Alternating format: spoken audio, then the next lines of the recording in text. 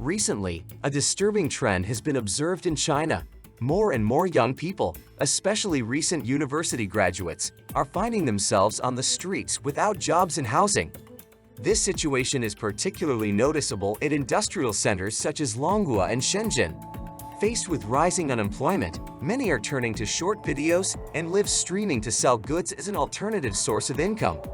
Against this backdrop, a new group of internet celebrities known as Internet Cafe Gods has emerged. These people live on the fringe of society, spending most of their time in internet cafes that actually become their home.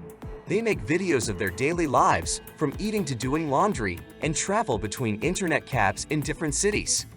One such god, known as the 10-year-old god of internet cafes, talks about his life situation. "There is no one left in my family. My father died. My mother ran away. My grandparents died. The house collapsed. I am the only one left in the housebook. What am I supposed to do? I should be afraid. I'm not afraid of anything. I'm only afraid that I won't have money for food today or that I won't get presents during the live broadcast, because without those presents, I won't have money for internet." These gods live very frugal lives, meeting only the basic needs of food and shelter. When they run out of money, they go out on temporary jobs, earning a few dozen to a couple hundred yuan to cover their expenses for the next few days. Interestingly, some of these videos start out in very unsightly conditions. For example, one god lives in an abandoned house, sleeping on a simple plastic mat, and his kitchen is littered with garbage.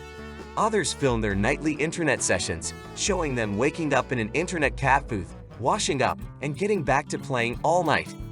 The Internet Cafe Gods phenomenon is inspired by an earlier group called the Santa Gods, migrants living in slums and working for a day's wages. A similar phenomenon exists in Japan, where they are called Internet Cafe Refugees. Among all the Internet Cafe Gods, video blogger Feet Sai, with 1.5 million subscribers, stands out. Unlike the others, his videos start in a neatly furnished apartment. Despite the modest conditions, he has everything he needs for life. Feet Sai does not save money on himself, buys fruits, snacks, and sometimes allows himself a barbecue or a hot pot.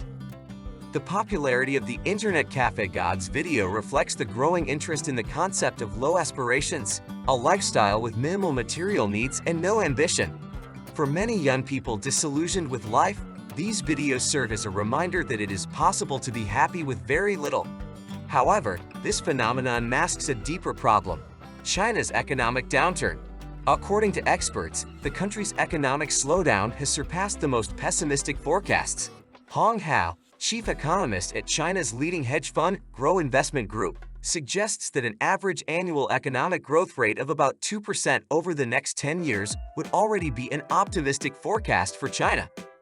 The economic slowdown is accompanied by a severe crisis in the real estate and stock market.